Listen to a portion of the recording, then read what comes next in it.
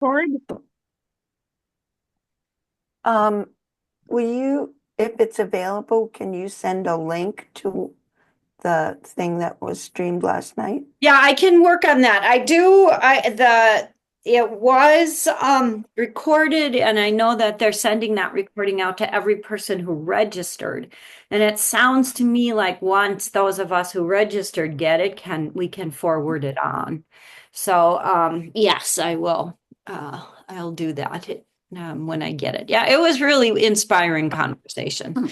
And you know what it accomplished was just helping people, helping people um, to keep going, to keep moving on. And I'm not sure that there were some really wonderful comments about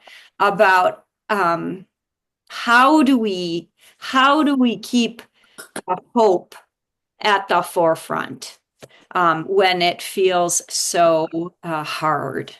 And the bishops all had some wonderful practical ideas. So that was worth sitting and listening to while we did that. I do have a calendar comment. My friend Obi from Rapid City died, and I will go to that funeral. And that means that I will drive. Willie and I are going on next Thursday. The funeral is Friday morning, and I'll be gone. And Willie says, "Well, as long as we're driving that far, let's stay a few days." we're gonna go stay a few days in Rapid City and visit people. So we'll finish Exodus on the 25th and start the Amen Effect on May 2nd. Sounds right. Yeah. Okay. I won't be here May 2nd. I'll be up at Chula Vista with the DAR State Oh, Conference. and I won't be here either because I'm going to Kansas City for that consecration. Oh, okay. So we have, wait a minute, I messed up the calendar here. What, 9th? So we'll finish still on the 25th, Exodus, and then we'll start the Amen Effect on the 9th. Okay. Yeah. What's our next? What's the next thing we're going to read? What's the next thing we're starting? We're reading the Amen Effect. Okay. It won't be so much a Bible study as just reading this book, wonderful book together and talking about it. Okay. It's a pretty wonderful book, and we've some of us in this group have been talking about it for a good year now. And so we thought, well, let's just read it together and spend a couple of hours talking about it before we get started on the next thing. So I need to double check. So you're saying we are not having anything next Friday? Right. Correct. Or the 11th and the 18th were off. The 18th is Good Friday. Yeah. Okay. Sorry about that, but No. Avis, do you get my emails? I don't think so. I don't think I have the right email address for you. I will put my email address in the chat.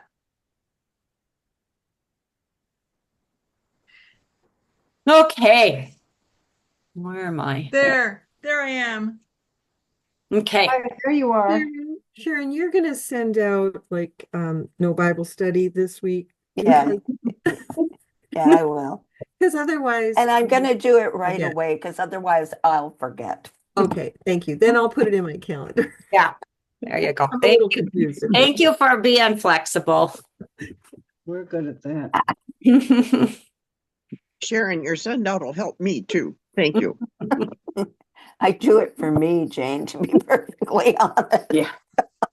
Oh, okay. Here we are in N's book, chapter 11, Exodus 20 through 24, Israel's first law book. I was quite taken by his introduction here. What happens here? Getting to Sinai to receive the Ten Commandments is one of the main goals of the Exodus. and the other being the construction of the tabernacle. So that was really helpful for me to have that whole of Exodus sort of boiled down into these Yeah, points. Here we are getting the law, and then the construction of the tabernacle, which we will read about for the next time we gather. And the way he talked about the the Decalogue, yeah, in our Book of Common Prayer, preceding the penitential order is the Decalogue. yes.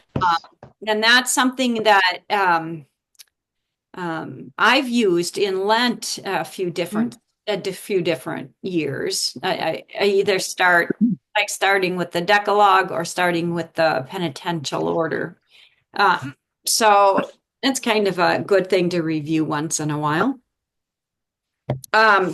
But I also, for me, the whole sort of the whole other part too never really what he called the Book of the Covenant Yeah. lays out the laws governing worship and the treatment of others. Oh, right. I guess I never thought about the two of those two things, the Decalogue and then sort of everything else being what was sort of handed to the Israelites when they were wandering in the wilderness. So those were my sort of overarching thoughts on the whole matter. Others?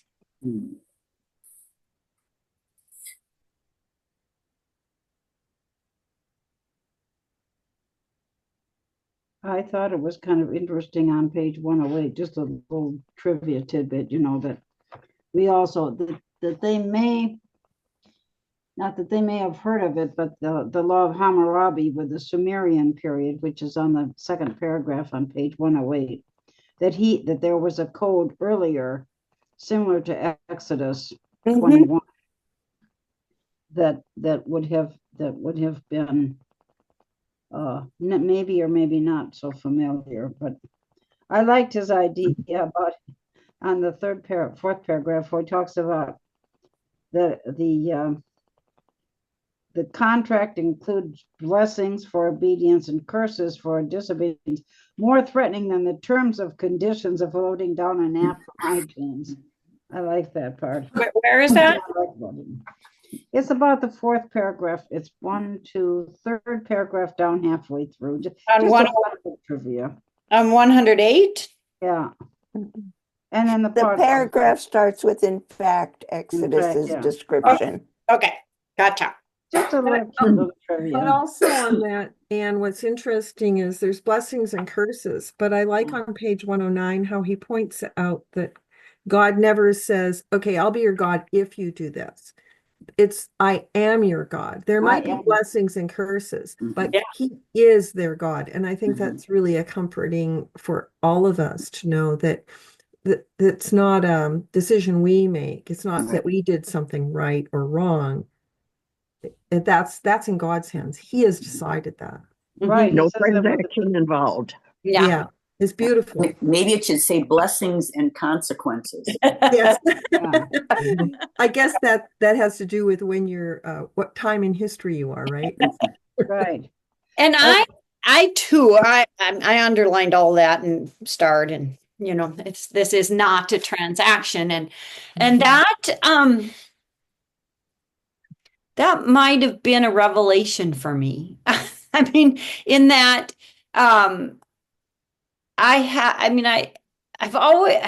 you have all heard me preach about God's love not being a transaction. And yet I didn't realize the weight of that in the Old Testament. So for me, that I can't say that's new information, but it's definitely changes how I understand the enormity of this story. Isn't it beautiful And God how even over the course of time, we continue to be struck by those truths? Yeah. and they become deeper and deeper in us. Yeah. Yeah. I love that. That's really beautiful, Kathy. And the fact that God continues to say that Mhm. on, and even through as we get into the other Yeah. Yeah. disgusting parts of Deuteronomy and Leviticus, what Well, have you. And so it does, I mean, it does raise how we understand God's God's I think God's judgment. I think that's the word I want to use there. That to begin with, God loves and God calls God's people into this relationship. And that we hear, I am your God and you are my people. That's just how it is, right? So, so that's where the relationship begins. And as you, what did we talked about the consequences, the of Okay. breaking, I don't know if breaking the law is what I want to say, but this I mean, in Godly Play we always describe those as the 10 best ways, right? These are the 10 best ways to live. And so judgment is not about you broke that law and you're going to hell. Judgment is about you can do better. And then in Deuteronomy, where I'm reading though in Deuteronomy, and he gives all this list of you get this if then, all this list of the horrible things that are going to happen because Israel breaks this covenant. And I so think that those are all natural consequences, right? Okay. So You know, yeah, this is not a transaction. in real life, when you take drugs, you put your body at risk. Mhm. No, that's not a moral failing, right? That's a Truth. fact. Right? So my question then is, would the translation be if, because it keeps going, God says, I will do such and such and such and such, and in Deuteronomy, I will do all these awful things. Yeah. How does that fit in? I mean, I think that that's the people who are scribing this and are seeing those consequences at work. Cause and effect. Pardon me? Cause and effect. Well, it is in the natural world, cause and effect. This is what happens when you do these things. As an individual and as a people. I mean, we could begin saying those things right now in the world. Yes, yes. Yeah. Annetta, you are going to jump in. I was going to say we also have to remember then it's not always just cause and effect. It's the fact that we live in a broken world. Yeah. And we all need healing. And that's where we need the church to reach out and help us, to walk with us, to teach us a new way. And so I think it's really important to not just have a cause and effect there, because that lays the blame on the individual and doesn't take into account. I mean, and sometimes the blame is with the individual. I'm not discounting that, but sometimes the blame is in that we are broken creatures and we need to be loved. Yeah. Yeah. But God's love is always there. Yeah. Right. That's But we don't see it always. And that's where we need the church to wrap us and envelop us Right, and to that walk way. beside us Yeah. and to show us that though we are here, we can be here. Yeah. And I think that that's the beauty of what you talk. I mean, I've never experienced Godly Play, but the things I hear about it is that teaching children that this is the way of life. Right.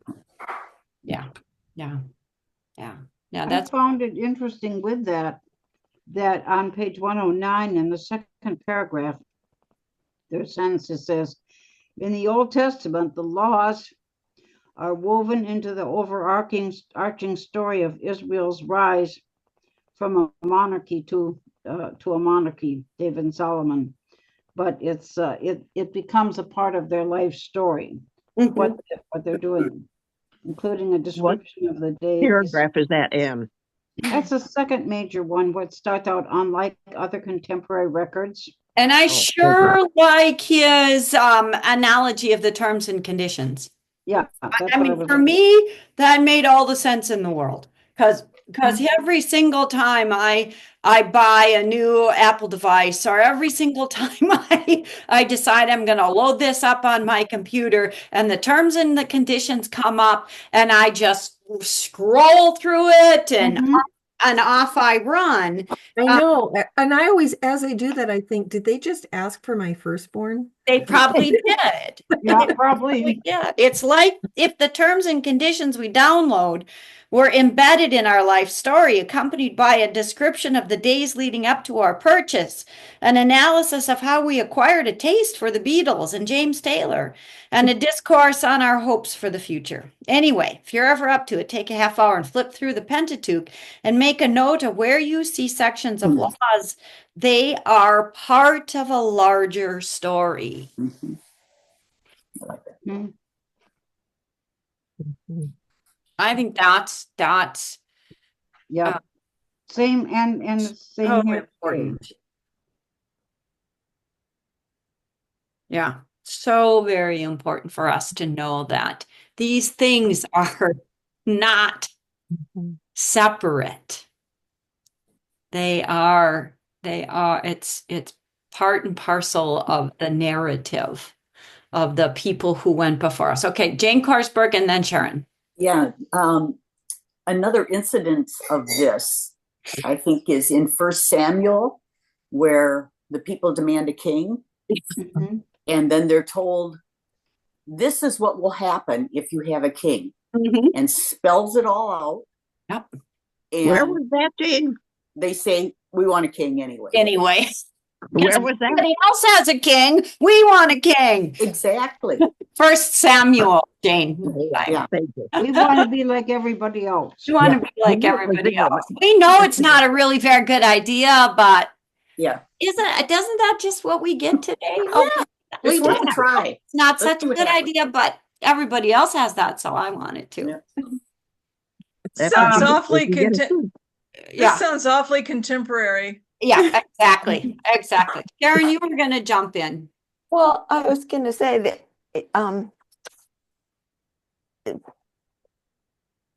the law, the halacha that he talks about Uh-huh. is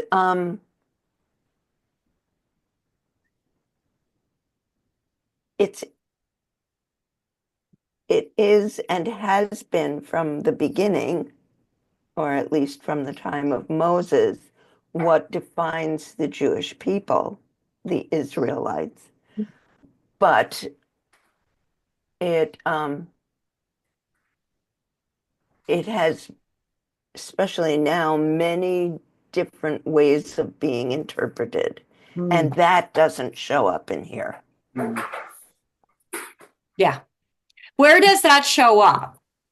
Well, I don't know if it shows up in his writing No. at all. But it does, I mean, it does show up in the different midrashes, does it not? Yes. And that's, I mean, it certainly shows up in the different denominations Yeah. of Yeah. Judaism, how you interpret Mhm. halacha.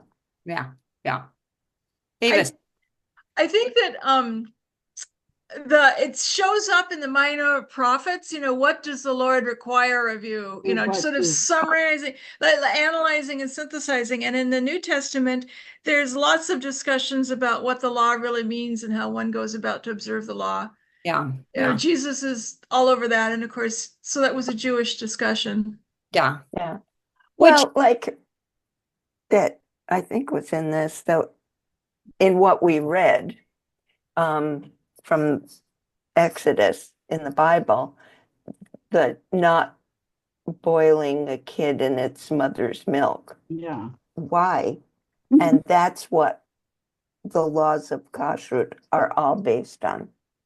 How do you get this? Only, honestly, I think only Jews could have parsed that out the way they did. But Why? I mean, I get the part about an eye for an eye, but some of them just seem not pertinent. They have no context in today's life. And he does say that. Mhm. I Yeah, mean, he does talk about context for these laws. yeah. Maybe that was about animal cruelty. Maybe that's what I took it as. It was when it was about the kid in your mother's milk, that it was kind of a disgusting. Some of those smaller things are in Deuteronomy, like really. I thought on page 109, the very last paragraph, where he says, rather, God says, I am, as we were talking, not I'll be your God if, but I am your God and you are my Yeah. people. Now, here is how you live that into reality. Yeah. And I thought that was, first God saves, then he gives the laws in response. Yeah, yeah. And it says in other societies, the kings wrote the law, claiming to be the divine muse, well, whatever they did. Yeah. Yeah, yeah. I Akhenaten think did that too. again is just astounding, absolutely astounding. So we get into the fun facts about the Decalogue. Anybody ever put those two things together? Fun facts, Decalogue. And one of the things that I found fascinating is at the bottom of page 111, and there's so much there, surprisingly enough, even the laws of the Bible, that's at the top, but at the bottom, the first two commandments assume, and we've talked about this, the first two commandments assume that Yahweh is not the only God out there. God is one of many possible choices, monolatry rather than monotheism. The statement, you shall have no other gods before me, presumes that other gods exist, as does God becoming jealous about idol worship. And God shopping, I find yeah. it was interesting to me. I read it in my New Present to myself. Yeah.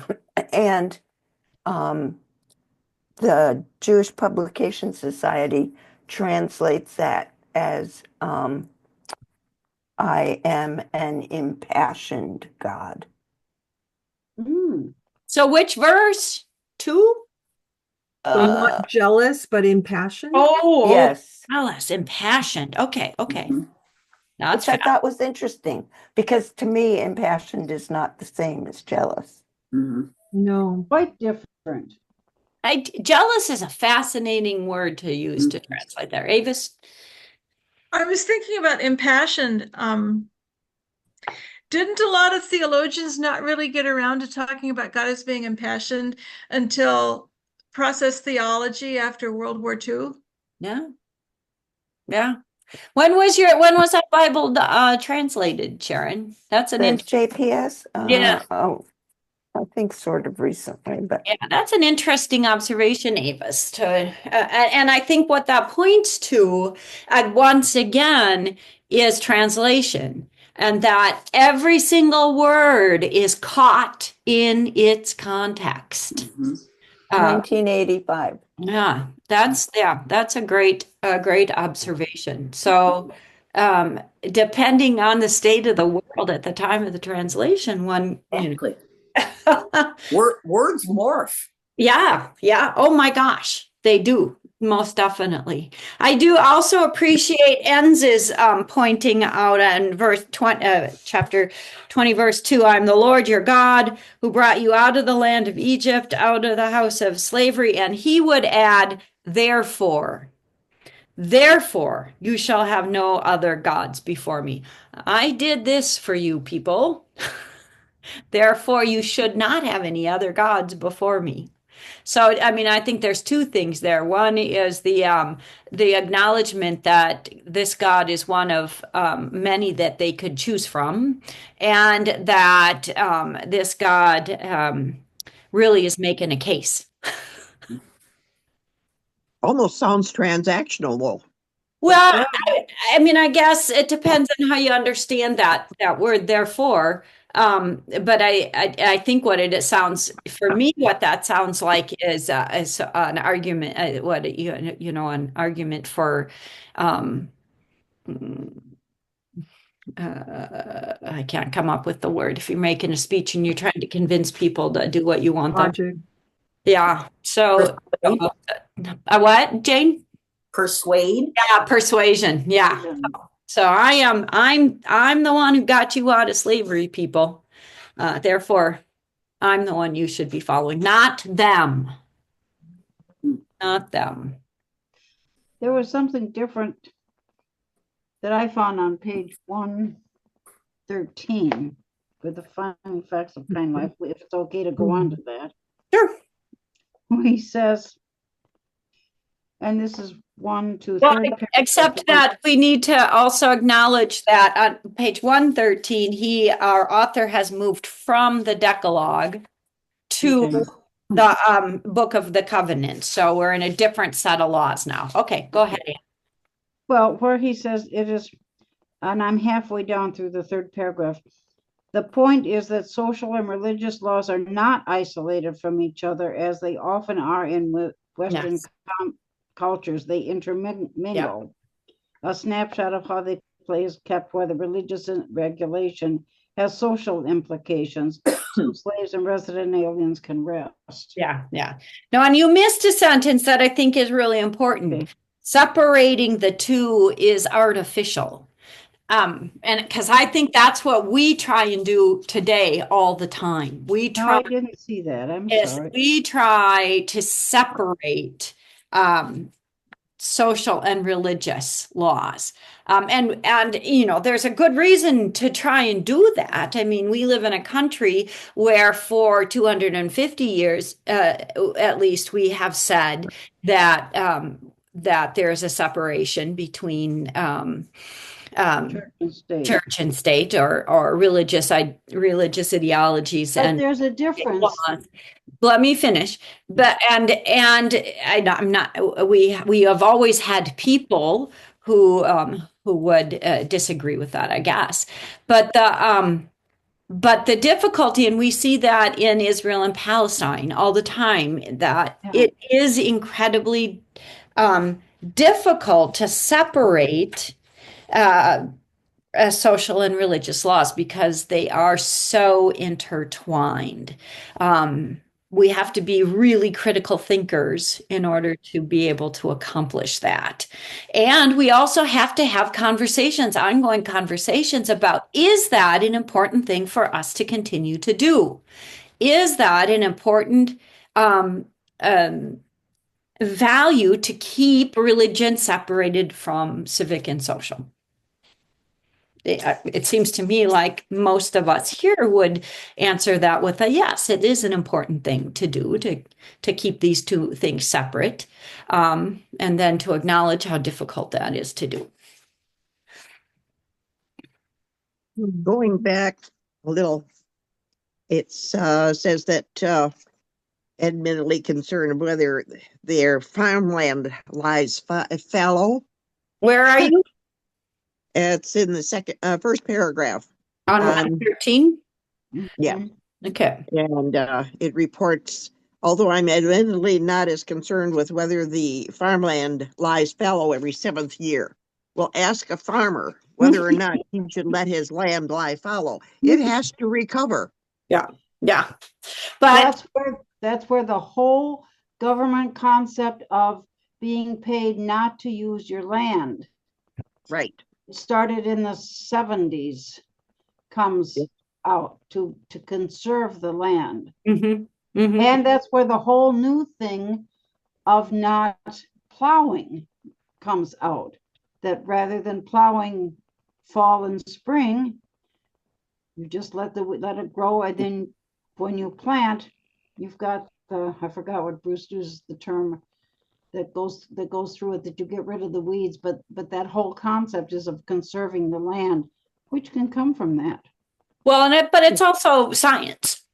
Yeah, well, Yeah. Yeah. which God was using, wasn't he? Also science. So yeah, I think that also goes to the non-transactional nature. Is that people who have worked the land for generations know some stuff, and and that stuff gets written into what we see here. And then we come to today and, who knows what, I mean, clearly, I think what they're doing clearly with the people land is who are making laws and are granting money don't know some stuff. That's the point. They've lost So, the knowledge. part of that is we now have large corporations who want to have us use their product so we don't have to let the land lay and rest. And so it's changing how we do that. But it's also making us ignore practical science. Practical matters, yeah. Which Yeah. Annetta, people are finally beginning to realize is not so great. Well, Because but it's a slow uptake because those of us who have roots in the rural world Yeah, and have seen this massive change are concerned, but people who don't have their fingers in the dirt don't understand that. And it's not a fault of their own. It's an experience that we don't have, right? So Mhm. you live in the inner city, you don't know that needs to happen. And that's a responsibility Mhm. of a good educational system to teach them. Mhm. well, I will tell you, we are sitting here wondering with the things Bruce used in the 50s and 60s and 70s, did that have something to do with his getting getting the Parkinson's? Well, it's a well-known fact. Yeah.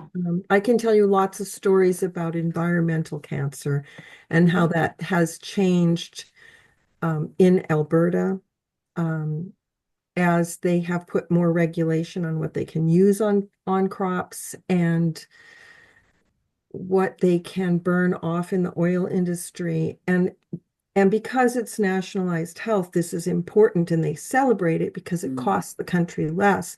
But they see asthma rates drop. They see cancer drop. My mother's cancer was probably environmental. My sister-in-law's breast cancer, probably environmental. I mean, I can count my class of 72 kids, high school class, the third of them have died of cancer. Yeah. Yeah. So so what we're having here is this conversation about not being able to separate Mhm. social practices from religious practices from environmental. So this is a conversation about how important it is to have regulations that that at the forefront are for the good of the people. Yes. Would help and not for as much money as possibly can be made for large corporations. And that's that very thing is at the core of the differences between who we are today. People focused, human being focused, thinking about the individual. Yeah. I just, not money. I think that that's one of the things that when we read Exodus and have somebody help us through it. I'm like Peter Enns, Mhm. Yeah. who's got some smarts and some experience. How important that is. Up over and against those who will just say, "Oh, I'll let the experts read that and tell me what to think and what to do," which happens way more than I would want and hope for. Well, I think that I'm gonna say though, I don't think that we want to be anti-expert. We want to know where how that expert is being funded. Yeah, right. Where's the money comes from? Yeah. Yeah. And it's a tough thing in a country like ours to put the social and the religious together, because there are so many different religions. Well, I mean, and we don't choose to live under Sharia, yeah, but, you know, are we saying that our Muslim brothers and sisters have to live under the most fundamentalist Christian laws? uh-huh, Do our Jewish friends have to live under that? yeah. And if we're all going to be Jewish, what version of Jewish are we all going to be? I mean, in Israel, they've chosen the most fundamental Haredi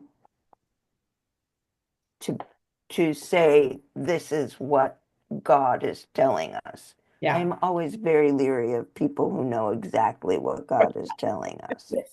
And that Um, and that's exactly though that what Christian nationalism does. It yes. says this country is going to be Christian, and this is what that means. This is Because God told the me. definition of what this means to be a Christian nation.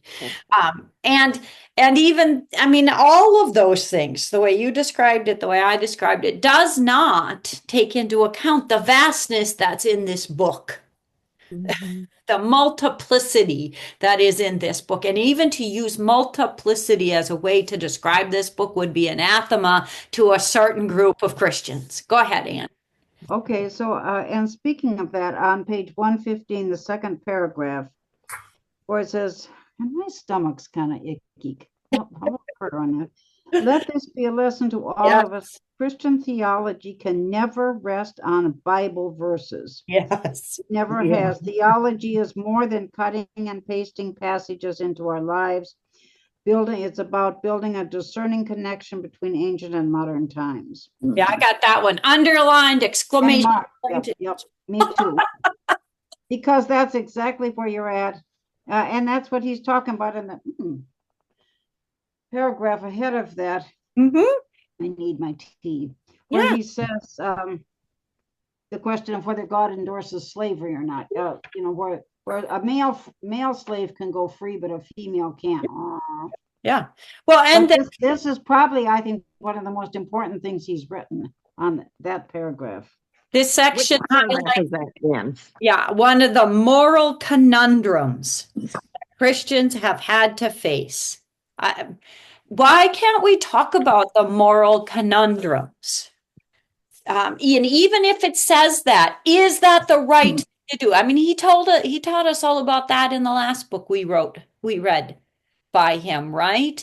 That scripture gets interpreted through wisdom. The arc bends toward wisdom and love. And so what we choose to do today needs to reflect that arc. And holding slaves is not within that moral arc. But it was, if, like Annetta said, that's how your wealth came about. Right. Right. The more you had, the more. Yeah. Well, so it changes. And Avis, I mean, I think that's, you know, where the whole concept of process theology brings us is that thing. Theology can change. It is not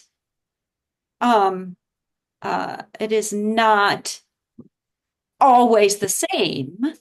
And then we, us liberal Protestants, get accused of relativism, right? And that's why, as Sharon said, how do we choose which religion to associate with the government? And that's why I think the separation of state is so important, of religion and state is so important. But that doesn't mean the concepts that we all share, even with Christian nationalists, because if they do believe in a literal translation of the Bible, I don't know how you can eliminate feed the poor. Right? And so we can come to, and that's where ecumenicalism is so important. Yeah. It And is I so feel important so bad in about our, the way it was trashed in Janesville. We had such a good thing started, and sadly, So we don't know about that, what you're talking about, Anne. Okay, in the 70s, we had a really great beginning of ecumenicalism among Oh, the okay. Baptists in Janesville. Yeah. And the Roman Catholic bishops in Madison and Milwaukee said, no, no, no, no, no, no, you can't do that. You can't be with you people cannot be with the Episcopals and you can't be together. That's how ECHO started, was through. Right. And Well, there and continues. what's interesting about that, Anne, is that's part of the beginning of the move that Ralph and I had away from the Reformed faith. As Dutch immigrants, the Reformed faith was our life. But when we saw that the churches move away from helping community driven feed the poor and house the poor, we were like, wait. You can agree on this. Why do you have to say we don't agree? We do agree. And that was, and part of it was the movement away from helping ECHO that caused Ralph and I to start going, wait a minute. This is not following Christ. Right. And that was the beginning of the Anetta. migration to the Episcopal Church. You and I have the same ancestors because my family came as Dutch Reformed and built a church in Lancaster, Pennsylvania, which is now a UCC church. But they, And my family built a church in Vauxhall, Alberta. we have to But find it's out. now closed. Yeah, Yeah. they got kicked out by the Lutherans in Germany because they were Dutch Reformed, and then they got kicked out by the Anglicans because they weren't Anglican in New York. So Yeah, but it is Okay. interesting, though. I think that point you make, Anne, is really important. We were moving in that direction as a country, and we have started to move away, and look at where it's brought us to a Yeah. lot of division and a lot of anger. It's a shame. It is a shame. It makes me sad. Okay. And I think I think that I am absolutely and perfectly happy with expressing my love for God and the reality of Jesus Christ incarnate in ways that are different than my neighbor. Right? I'm perfectly happy, and actually spending 6 months at a congregational church has even solidified that more. It's like, yeah, I really love being an Episcopalian. And many of the reasons have to do with how we worship. It has nothing to do with how we feed the poor, right? Exactly. Nothing to do with that. Let's a bit get of it. together and feed poor people. Let's get together and build adequate housing. Let's get together and do what the gospel calls us to do. What following Jesus calls. And I then am going to go happily over to my Episcopal church and do that. And you guys are going to be happy here at your congregational church, and others are going to be really happy in their Lutheran churches. And that's a fine thing. That's okay. That was what I Jefferson can't was tell hoping you, Kathy, how often I have said that, something similar to that. Why don't you go and worship the way you want to worship, but let us build the kingdom together. Together. for. Very Exactly. good. Yep. Exactly. Yeah. Go ahead, Amos. Unmute. Yeah, I'm still sort of mulling. I'm really stuck on earlier when we were talking about the Sabbath and thinking about how keeping the Sabbath is a liturgical rule and it's also a labor law. They're stuck right together. So this is just a scattered thought because, we're talking now about keeping our liturgical practices separate and then coming together for the social justice. But I think that's a more modern idea. That's not anything that the people of the Book of Exodus had in mind. Yeah, I think you're exactly right. That our faith has grown over the centuries. Yeah. Process theology, right? It grows, it changes. So, my most recent hero, Francis Perkins, who is I just finished reading, and I would commend it to all of you, historical fiction about her called Becoming Madam Secretary. There's many biographies written about her. And this one was just wonderful historical fiction, and the author, is very clear with where she combined some stories and etc. But Frances Perkins was Secretary of Labor, first ever woman who was named to a cabinet post, and she was FDR's Secretary of Labor. Previous to that, she had worked for the governor of New York in labor laws. And so, Avis, when you talk her about the sort of that so fuzzy line, I mean, she was led to do what she did by her faith and practice. She was an Episcopalian, and she heard that call so loudly about treating people with dignity and respect. And what the reality of that is safety in the workplace. The reality of that is a set number of hours that people work during a week. The reality of that is child labor laws. She did all of that based in her she's very clear, based in her baptismal covenant. So here you go again, And how did we get to the point where people who proclaim loudly their faith in Jesus Christ think it's okay for 14-year-olds to work overnight in the school night, and think it's okay to get rid of OSHA, and think it's okay to get rid of overtime? How did this happen? Because they are prosperity people.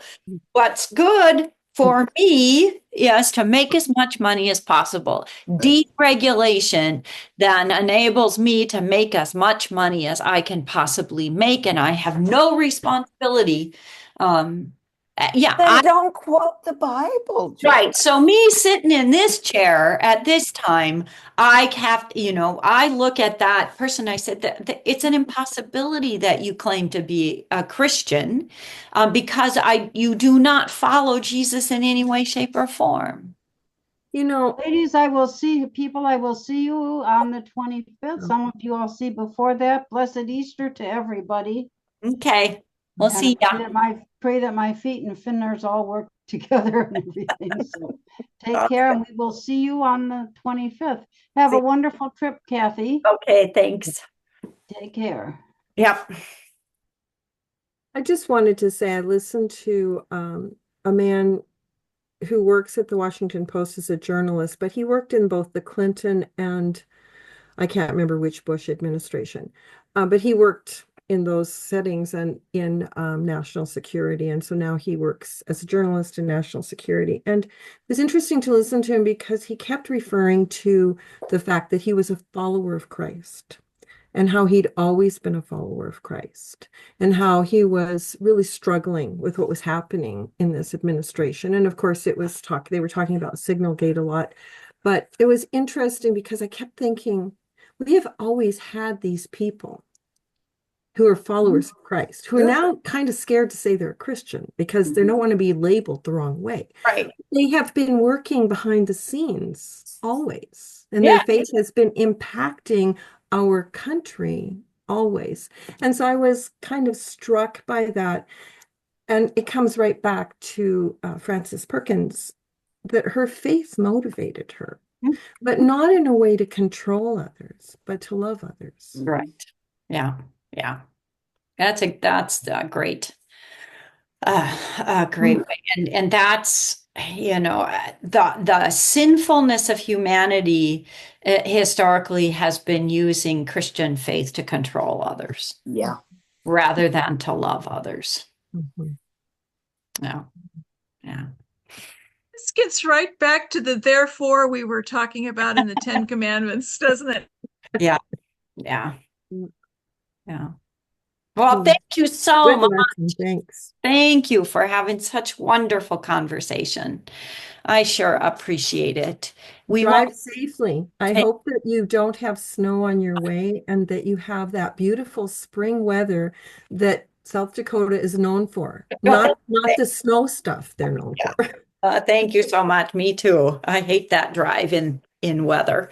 Yeah. And I'm Yeah. really glad that Willie wants to go. So Yeah, I'm glad you don't have to do it alone. Yeah. I did look into what it would cost to fly.